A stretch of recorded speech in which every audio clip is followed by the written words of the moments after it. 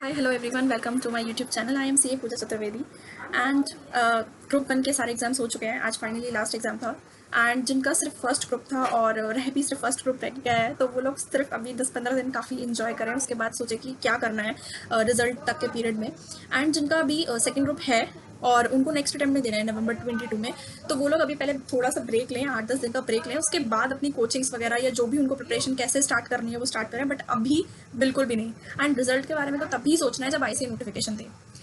ठीक है। और उसके अलावा जिनके बोथ ग्रुप्स हैं उनकी तो भी पूरी की पूरी मतलब हाफ बैटल बची है, तो उनको तो भी जितने 4 पेपर अभी तक देके आए हैं उतनी 4 पेपर के लिए और लड़ना है। बट हाँ, अगर उनके कोई भी एग्जाम ऐसा है फर्स्ट ग्रुप में से जो मतलब अप टू द मार्क नहीं गया है या जितना उनको लग रहा था उससे उतना नहीं गया है, उनको इतना कॉन्फिडेंस नहीं है, तो वो सेकेंड ग्रुप को बिल्कुल ऐसे मन से ना दें कि भाई फर्स्ट ग्रुप में ऐसा हुआ तो पता नहीं मेरा क्या होगा। सेकेंड ग्रुप को एक नई स्टार्ट के साथ दें, एक नया बिल्कुल फ्रेश माइंडसेट के साथ कि नहीं, ये तो बिल्कुल नई चीज़ है, क्योंकि तुम्हारे फर्स्ट ग्रुप का जो इफेक्ट है ना वो सेकेंड पे नहीं पड़ने वाला। उसका अलग तुम्हारा एग्रीगेट बनेगा और इसका अलग बनेगा, तो उसको एकदम फ्रेश स्टार्ट देना कि जैसे हम एक नए ग्रुप के लिए पढ़ रहे हैं, ठीक है।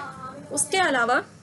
नवंबर 22 के लिए मैंने जो सोचा है कि क्योंकि मेरे 22 एग्जाम्स बिल्कुल ही पास में थे, तो for November 22 if anyone wants personal mentorship, तो मैं ये नहीं कह रही कि आप सिर्फ मुझसे लो या जो भी मेंटरशिप ले रहे हैं, जिनको नीड नहीं है खुद से बहुत अच्छा करें तो करें, बट नवंबर के लिए इफ़ यू वांट तो मैंने सोचा एक ग्रुप बनाते हैं और उस पर मैं सबको मतलब ऐड कर लूँगी अगर किसी को चाहिए होगा, तो उसमें वीकली टारगेट्स वगैरह ये सब कुछ रखेंगे एंड कस्टमाइज होगा वो एज़ पर इंडिविजुअल, ठीक है। क्योंकि हर किसी का तब टाइम अलग होता है, हर किसी को कोई नाइट पर्सन होता है, कोई मॉर्निंग पर्सन होता है, तो उस हिसाब से कर लिया करेंगे। एंड वीकली या फिर अगर किसी को डेली या 2-3 डेज में रिक्वायरमेंट होगी तो हम बात कर लिया करेंगे कि क्या चीज़ करनी है, कैसे प्लान करनी है, उस तरीके से नवंबर 22 का चलेगा। बाकी मे 22 के एग्जाम्स के बाद मैंने एक चीज़ और सोची है कि मैं क्योंकि उस टाइम शायद लोग इंटरव्यू के लिए भी कुछ लोग क्लियर कर लेंगे, तो मैंने जितने भी इंटरव्यूज़ वगैरह दिए हैं, तो उसका अगर किसी को चाहिए हो कि डिलॉयट यूएसए का, जैसे मैंने ऑडिट एंड इंश्योरेंस का इंटरव्यू दिया, तो किस तरीके के क्वेश्चंस पूछते हैं, कितने राउंड्स होते हैं, तो वो मैं बता सकती हूँ कि किस तरीके से वो मुझे आया था। फिर कैंपस के थ्रू क्या हुआ क्या नहीं हुआ, उस पर मैं एक अलग वीडियो बनाऊंगी, क्योंकि आप लोगों ने भी शायद काफ़ी लिंक्डइन पे इस बार देखा होगा कि कैंपस के जिन्होंने रजिस्टर किया था काफ़ी लोग ऐसे थे जिनके पास मेल्स नहीं आई थी। 4 कंपनीज में से किसी एक की भी नहीं आई, और वो मैं उनमें से एक मैं भी थी कि जिसके पास एक की भी नहीं आई थी, और फिर भी मैंने कैंपस के थ्रू कंपनी ज्वाइन करी, तो मैं उसके लिए भी एक सेपरेट वीडियो बनाने वाली हूँ कि हुआ क्या था। And for Deloitte USI interview also मैं एक वीडियो बनाने वाली हूँ, और मैंने जो केपीएमजी में भी दिया था इंटरव्यू, तो मैंने सोचा है सबके लिए मैं एक सेपरेट वीडियो बनाऊँ, ठीक है। तो जिससे अगर किसी को कोई इंटरव्यू के लिए अपियर करेगा, क्योंकि काफ़ी लोग सीएस बनेंगे उसके बाद और प्रिपरेशन करेंगे, तो मैं उसकी वीडियोस भी डालना शुरू कर दूँगी। नवंबर 22 के लिए मैंने अनाउंस कर दिया है। एंड अगर एससीएमपी के लिए, क्योंकि हमारा सेकंड ग्रुप का फर्स्ट एग्जाम एससीएमपी का है, तो एससीएमपी के लिए कोई गाइडेंस चाहिए, 1.5 डे प्लानर चाहिए, तो वो मैं शेयर कर दूँगी अगर किसी को चाहिए तो। एंड जैसे मैं काफ़ी लोगों से पूछ रही हूँ कि कुछ लोगों का एससीएमपी का ऐसा चल रहा है कि मतलब ये वाला चैप्टर छोड़ दिया, वाला चैप्टर छोड़ दिया, तो अगर आप कोई चैप्टर छोड़ रहे हो, ठीक है, तो ये मत सोचना कि भाई अगर इसी में से कुछ आ गया सब कुछ नहीं आ सकता, ठीक है। ऑफकोर्स आप ए कैटेगरी के सारे चैप्टर्स करोगे, बट ए कैटेगरी में एक ऐसा चैप्टर है स्टैंडर्ड कॉस्टिंग जो मतलब आता है, ऑफकोर्स 10 मार्क्स का आता है, 10 to 15 मार्क्स का, बट वो काफ़ी लोगों से नहीं होता है, और उनमें से एक मैं भी थी। तो मैंने स्टैंडर्ड कॉस्टिंग पूरा नहीं किया था, मैंने ना उसका एक प्लानिंग, ऑपरेशनल वेरिएंस और ये छोटा छोटा पार्ट कर लिया था, ठीक है, कि इसमें से आए तो एटलीस्ट मैं ये कर दूँ,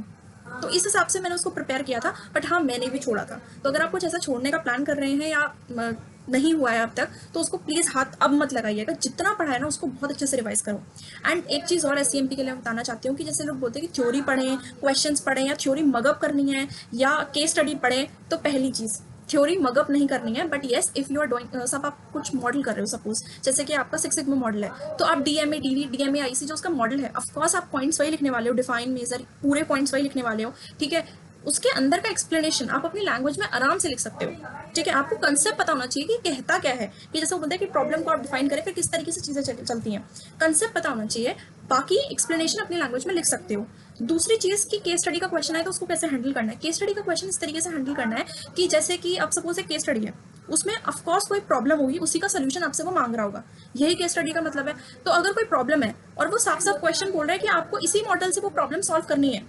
ठीक है, वो कहीं ना कहीं हिंट देता है या डायरेक्टली भी पूछ लेता है। क्वेश्चंस में देखोगे ना, अगर आप केस स्टडी नहीं पढ़ते पहले, डायरेक्ट क्वेश्चंस पे आओ, आपको ये आइडिया लग जाएगा कि वो केस स्टडी किस बारे में है। कभी कभी तो बिल्कुल ही डायरेक्ट क्वेश्चन आते हैं, ठीक है। तो अगर आपको पता चल रहा है सपोज वो केस स्टडी वैल्यू चैन एनालिसिस के बारे में, तो आप सबसे पहले वैल्यू चैन एनालिसिस के पॉइंट्स, आपको पता है इनबाउंड लॉजिस्टिक्स, आउटबाउंड लॉजिस्टिक्स, आपने पॉइंट्स लिखे, आप ढूंढो प्रॉब्लम क्या है उसकी स्टडी में, सारी प्रॉब्लम्स निकालो कि इनबाउंड लॉजिस्टिक्स से रिलेटेड तुमको क्या प्रॉब्लम दिख रही है, आउटबाउंड से रिलेटेड क्या प्रॉब्लम दिख रही है, ऑपरेशन से रिलेटेड क्या प्रॉब्लम दिख रही है, वो तुमने प्रॉब्लम्स निकाली। साथ के साथ जो तुम्हें सोल्यूशन लग रहा है, अगर सपोज कोई बोलता है कि भाई मैं रॉ मटेरियल ना, ये कंपनी क्या करती है, जिससे इनको चीप पड़े, इसलिए ये ना खराब रॉ मटेरियल खरीदते हैं, जिसकी वजह से इनकी वेस्टेज ज़्यादा होती है। तो तुमको प्रॉब्लम दिख गई कि भाई इनका ना प्रॉब्लम रॉ मटेरियल खरीदने से ही शुरू हो रहा है, तो तुमको सोल्यूशन क्या बताना है? तो जो तुम्हारे सोल्यूशन तुम्हारे दिमाग में है, जो तुम प्रैक्टिकली लगाओगे, वो सोल्यूशन तुमको लिखता जाना है, एंड तुम्हारा देखना केस स्टडी का आंसर बनता चला जाएगा। फिर ये नहीं सोचना पड़ेगा कि कैसे फ्रेम करें, केस स्टडी पढ़े कि वो पढ़े। तुम्हें कंसेप्ट पता होना चाहिए, केस स्टडी की थोड़ी सी प्रैक्टिस होनी चाहिए, प्रैक्टिकल क्वेश्चंस अच्छे से कर लो। और ये कोई ट्रेंड नहीं है कि इस बार क्या आएगा, उस बार क्या आएगा, या थ्योरी दिसंबर में बहुत ज़्यादा थी तो प्रैक्टिकल इस बार ज़्यादा आएगा या थ्योरी ज़्यादा आएगी, कुछ भी नहीं पता, कुछ भी नहीं पता। बट येस, SCMP में थ्योरी और प्रैक्टिकल दोनों करना बहुत जरूरी है पास करने के लिए। तो अगर आपको केस स्टडी डाइजेस्ट का क्वेश्चन है, किस तरीके से थ्योरी, किस तरीके से वो फ्रेम करना है और किस तरीके से आंसर अपने आप बनता चला जाता है, वो मैंने बताया। प्रैक्टिकल जो भी क्वेश्चन हो, अगर आप कुछ भी नंबर्स निकालते हो तो उसके नीचे उसकी एक्सप्लेनेशन जरूर लिखना, थोड़ा बहुत उसके बारे में बता देना कि ये ठीक है या सही नहीं है, या कंपनी को कुछ और करना चाहिए, इसको बेटर करने के लिए क्या करना चाहिए, ठीक है, वो वाली सारी चीज़ें कर देना, ठीक है। और बाकी कोई भी SCMP में या ग्रुप 2 के किसी सब्जेक्ट में डाउट है तो आप प्लीज़ आप मुझसे पूछ सकते हो कमेंट सेक्शन में। एंड तब तक के लिए बाय बाय और all the best for group 2 exams, जिनके ग्रुप 2 एग्जाम्स हैं, एंड जिनके नहीं है चिल करो।